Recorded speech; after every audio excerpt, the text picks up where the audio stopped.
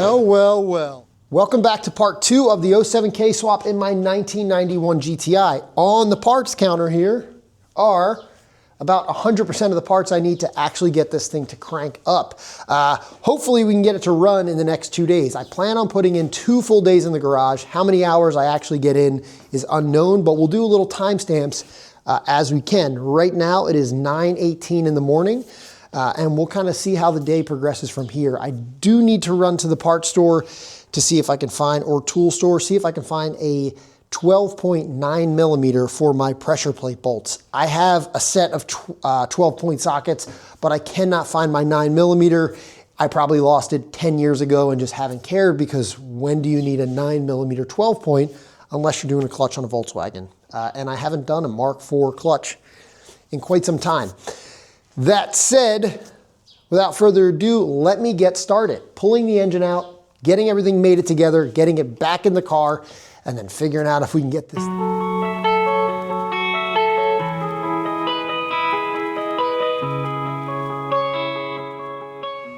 And there it is, the engine is out of the car. So now we'll get the transmission separated. We will install the clutch, pressure plate, and flywheel. Once all of that is in, we can put the transmission back on, put this back in the car, and start mating all of these beautiful parts to it once it's in there. I didn't want to do it outside of the car because I don't want to risk scratching anything on the way back in. The other thing I'm going to do while I have it out, which is going to require some heat and patience, I'm going to get a custom downpipe made, keep the stock Jetta manifold, but I'm going to remove these studs or the bolts now so I don't have to do it while it's in the car. Okay, we are at the point in the project where bolts are snapping, so I heated those exhaust manifold studs up till they were cherry red a few times, hit it with some penetrating oil, heated it up till it was cherry red, went back and forth, and one of them snapped. So I decided all 4 are going to get drilled out, and we will do a nut and a bolt for the downpipe, which is probably the easiest solution. So what I did was I took a grinder, cut them all smooth, and I'm just going to drill a pilot hole straight through the middle of them and get them out of there. It just has to mate the downpipe and the exhaust manifold. So that's what I'm in the process of doing now. I don't want to take up too much time. The engine is on the ground, so if I can get this done without wasting too much more time, we're good. It's already 11:30 and I've gotten very little accomplished. Time check.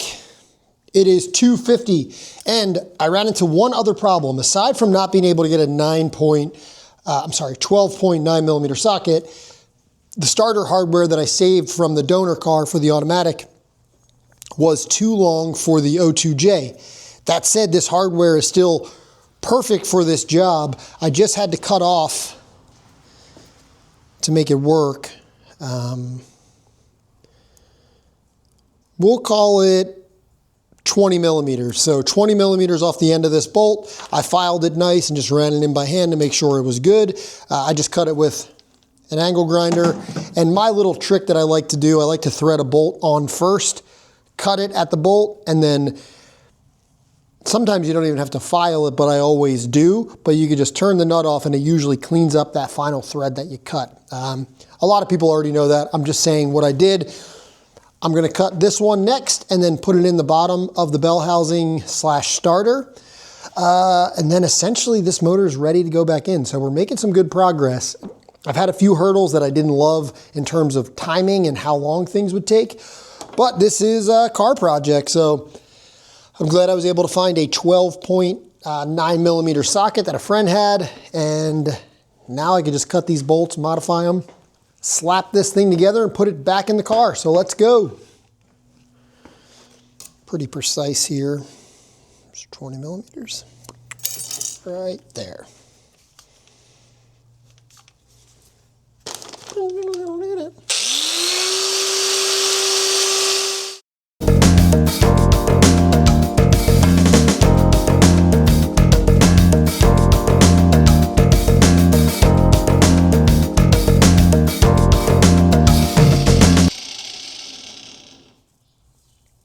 This one actually looks pretty clean. I'm going to see if I can get it to just thread in through the bottom hole.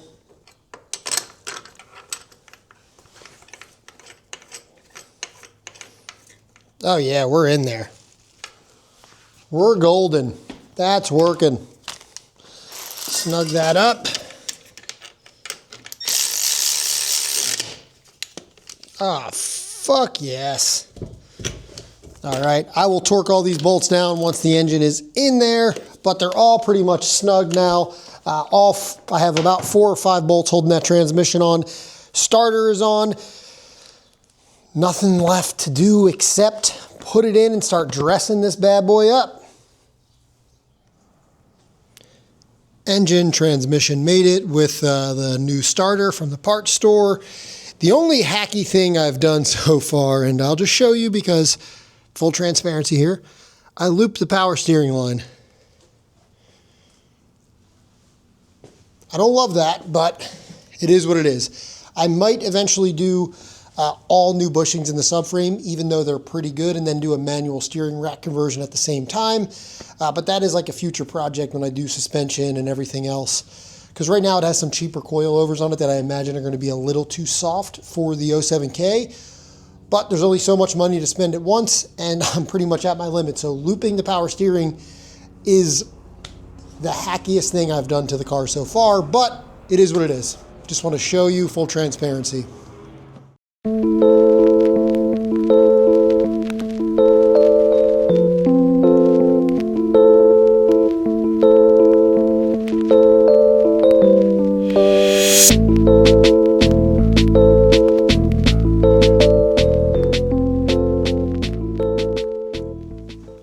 Well, 6 p.m. I'm exhausted. Let me show you where we got day one. I'm not upset with where I'm at, but I'm definitely, I thought I'd be a little bit further along. Let me show you. This is where I'm leaving it for tonight. I am totally exhausted. Engine and everything is fully installed, tight, clutch, pressure plate, flywheel, all installed. Integrated engineering, intake manifold, as well as fuel rail installed. I did not install the valve cover because it has some AN lines that I'm missing to go to the catch can. So all of that will get installed as final pieces to this puzzle. I still need to order all the cooling stuff. So tomorrow the goal is run the wiring very loosely, similar to this, just kind of laying everywhere. Plug in what I have, and then run fuel lines. Once I do that, I will be attempting to start this thing very loosely. Once I hear it run, I will be happy to permanently wire everything. So we'll check back tomorrow and see how far I get. As you can see, the sun has gone down. My dogs need to go for a walk. I need to shower, and I am exhausted. So see you tomorrow. It is the next day. It is 10 after 8 in the morning. I have started to plug in the harness. Let me show you where I'm at, and then let's figure out what we're going to do to get this thing to run.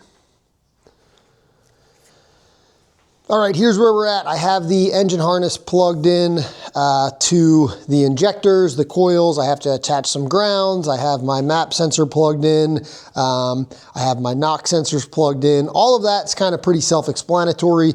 I just need to kind of clean everything up so it's a little easier to swallow. For instance, all of this body harness stuff, I need to make sure, obviously you can stay plugged in, but I have some stuff that like this that I want to make sure is not live when I turn the key on. So I'm going to tape off all these edges, heat shrink everything, and stuff it to the side so I can start to figure out if I can get this thing to run. Okay, forgive the bad audio, but check this out. So I always like to let the manufacturer do the work for me if possible. Right now I have a ground on one lead, and I'm looking for a 12 volt constant with the key on even when cranking. So there's the spare relay on the CE2 boxes that you can tap into. So what I'm going to do is I'm literally going to use a lead just like this. I'm going to check this. Key on, 12 volts. Let me see if I can crank while holding that. Zoom in. So 12.3 volts, crank. So off, on, cranking. So there it goes. This is going to be my trigger wire right here from that relay box.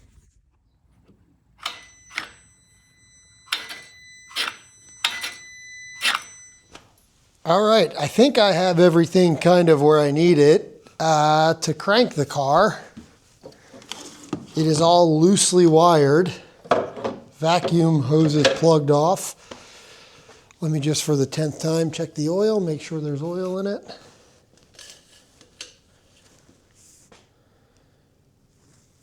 So hard to read the dipsticks on these fucking things.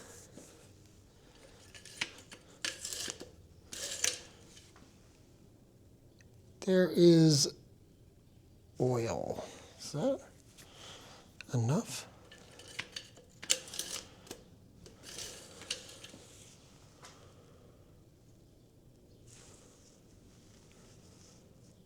It's really difficult to read the fucking dipstick on this thing. Need to upgrade the dipstick? All right, we're at oil. We're at the minimum level, but there is oil. If anything, this thing's only going to start for a second, if at all. All right.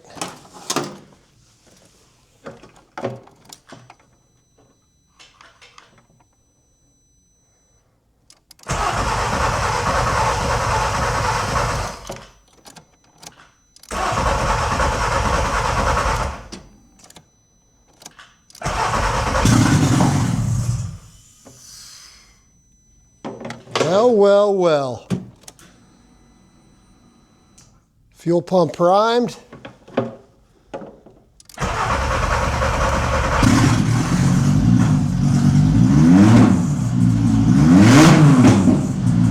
Woo! Fuck yes.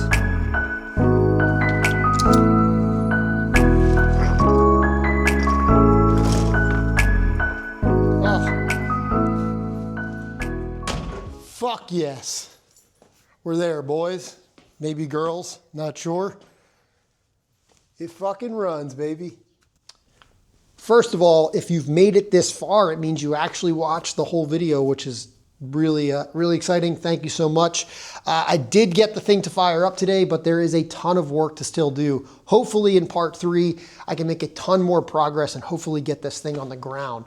If you did not watch part 1, the recap is I started this on February 1st. I work a full-time job and I can't spend every minute in the garage. So it is now February 15th. So I got from a running 8 valve in this car to an 07K in this car in 2 weeks, and realistically with a lot of breaks in between. So if you guys can put away a few hours a week, you can really chip away and get something like this done.